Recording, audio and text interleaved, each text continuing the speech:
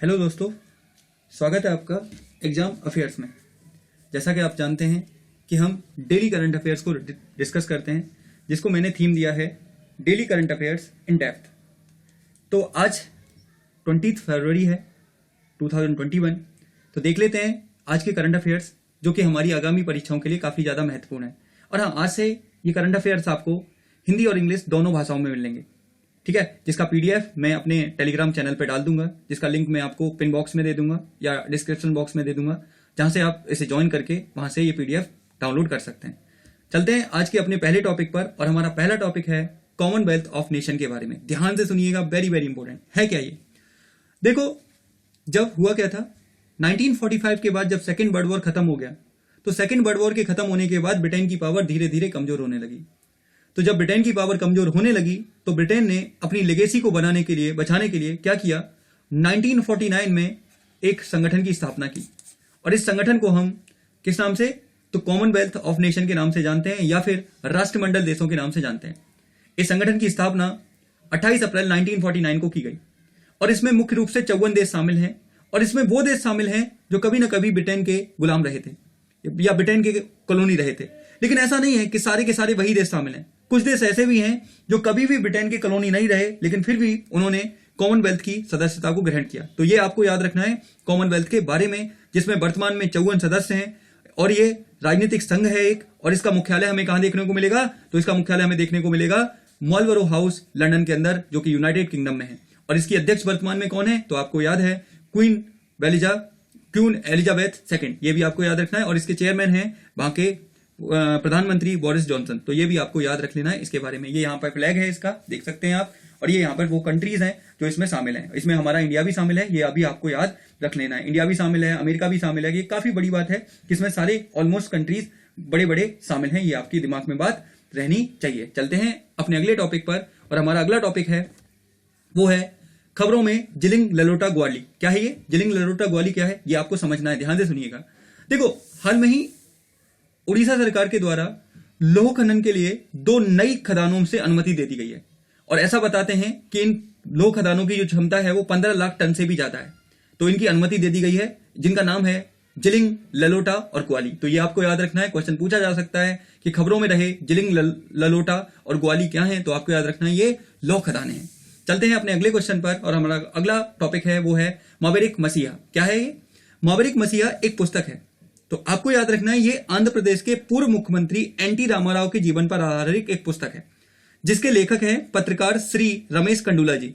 और इसका हाल में ही विमोचन किया है किसने, हमारे राष्ट्रपति श्री वेंकैया नायडू के द्वारा। तो इस वजह से काफी ज्यादा फेमस है ये बुक मावेरिक मसीहा, जो कि आंध्र प्रदेश के पूर्व मुख्यमंत्री श्री एनटी रामाराव के जीवन पर आधारित है, जिसे लिखा है रमेश कंडूला जी ने। यहाँ पर भी इंग्लिश में ही यही बातें लिखी हुई हैं।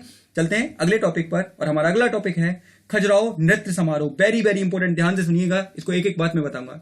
अब क्वेश्चन उठता है खबरों में क्यों है, तो आपको याद रखना है 44 साल बाद, 44 ईयर्स बाद दोबारा से इस नृत्य समारोह का आयोजन मंदिर परिसर में किया जा रहा है।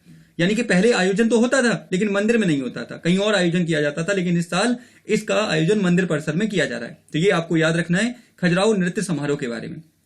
और आपको याद रखना है इस समारोह की शुरुआत 1975 में मंदिर परिसर से ही की गई थी। यानी कि the ceremony was started in 1975 from the temple premises. तो ये यहीं से इसकी शुरुआत की गई थी। तो इस साल भी यही किया जा रहा है, इस वजह से ये काफी ज्यादा न्यूज में है। और आपको एक बात और याद रखनी है, प्रसिद्ध खजुराहो मंदिरों का निर्माण चंदेल राजाओं के द्वारा किया गया था। यानी कि इनको चंदेल राजाओं ने बनाया था, और यह मंदिर यूनेस्को की विश्व विरासत सूची में भी शामिल है। तो काफी ज्यादा इंपॉर्टेंट है खजुराहो का ये मंदिर भी और ये नृत्य समारोह भी। तो आपको याद रखना है। और खजुराहो कहां देखने को मिलेगा, तो ये मध्य प्रदेश में देखने को मिलेगा।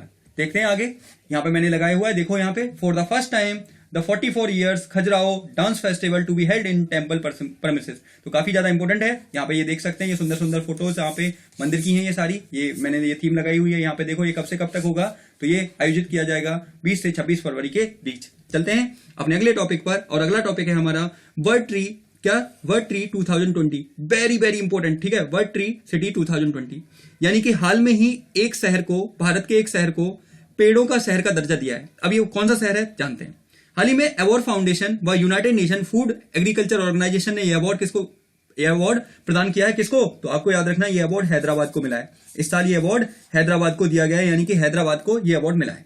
अब क्वेश्चन उठता है ऐसा क्यों हुआ है, तो आपको याद रखना है पेड़ों को लगाने, ग्रीनरी को बढ़ाने और साथ ही पर्यावरण संरक्षण के कारण यह अवार्ड हैदराबाद को दिया गया है। लेकिन इसके अलावा हैदराबाद के अलावा विश्व के 120 अन्य शहरों को भी ये दर्जा दिया गया है। तो ये भी आपको याद रखना है, अकेला हैदराबाद नहीं है, हैदराबाद के अलावा भी बहुत सारे देश हैं, बहुत सारे शहर हैं जिनको यह दर्जा मिला है, लेकिन भारत से एकमात्र शहर है वो है हैदराबाद। चलते हैं अगले टॉपिक पर, और हमारा अगला टॉपिक है वो है किसके बारे में, पहले तो हम यहीं पर एफओ के बारे में देखेंगे।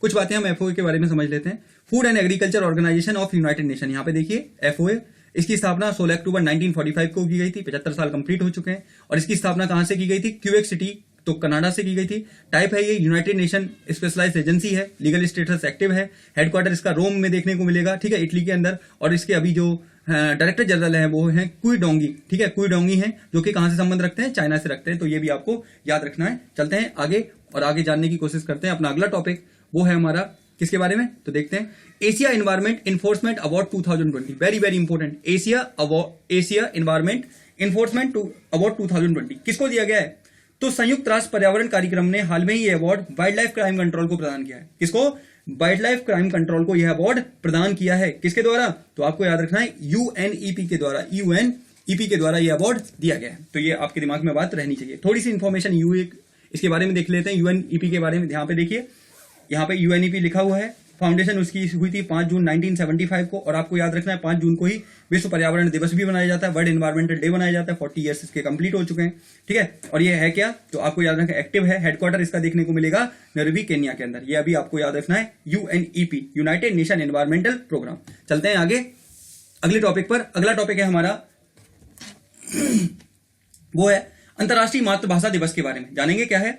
21 फरवरी को यूनेस्को की देखरेख में यह दिवस मनाया जाता है, ठीक है। और इस साल इस दिवस की थीम क्या है, तो आपको याद रखनी है। इस दिवस की थीम है इस साल fostering multilingualism for inclusion in education and society, यानी कि एजुकेशन और सोसाइटी में हमारी खुद की लैंग्वेज, मल्टी लैंग्वेज को बढ़ावा देने की बात की गई है इसके अंदर। और आपको एक और बात याद रखनी है, इस दिवस को मनाने की जो शुरुआत की सिफारिश की थी यूनेस्को को, वो सिफारिश की थी बांग्लादेश के द्वारा, जिससे कि इस मातृभाषा को बढ़ावा दिया जा सके। तब से ये मनाया जा रहा है, ये आपको याद रखना है। और हर कब मनाया जाता है, तो 21 फरवरी को मनाया जाता है। तो ये भी आपके दिमाग में रहनी चाहिए बात अंतर्राष्ट्रीय मातृभाषा दिवस के बारे में। चलते हैं अपने अगले टॉपिक पर। और अगला टॉपिक है हमारा मोस्ट वर्सटाइल एक्टर। सबसे पहले आपके दिमाग में आएगा ये वर्सटाइल का मतलब क्या होता है। आप इसको ऐसे समझ सकते हैं, मल्टी रोल एक्टर, यानी कि ऐसा एक्टर जो एक साथ कई सारे रोल को प्ले कर सके, जैसे कॉमेडियन, विलन, हीरो।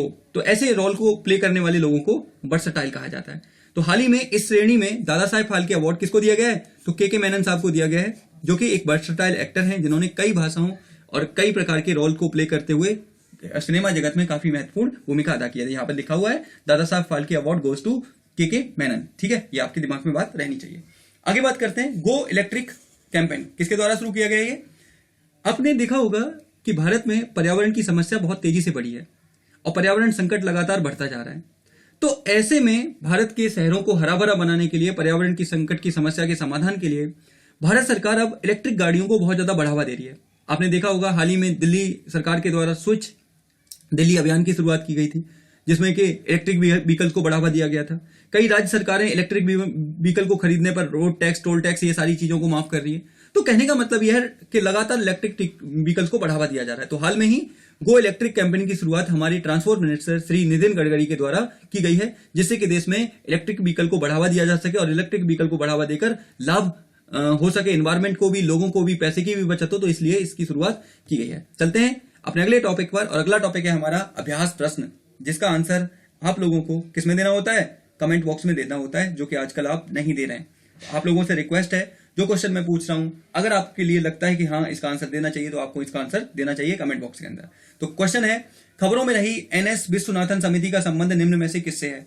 कृषि सुधार से है, ग्रामीण सरकारी बैंकों से है, साइबर क्राइम से है, या निम्न में से किसी से नहीं है। तो ये आपको इसका आंसर देना है कमेंट बॉक्स के अंदर। यहाँ पर ये इंग्लिश में लिखा हुआ है, which one of the following is related to NS Vishwanathan committee, agriculture से, रूरल कोऑपरेटिव बैंक के रिफॉर्म से, साइबर क्राइम से, या नन ऑफ फॉलोइंग। तो ये आपको इसका आंसर कमेंट बॉक्स में देना है आपको।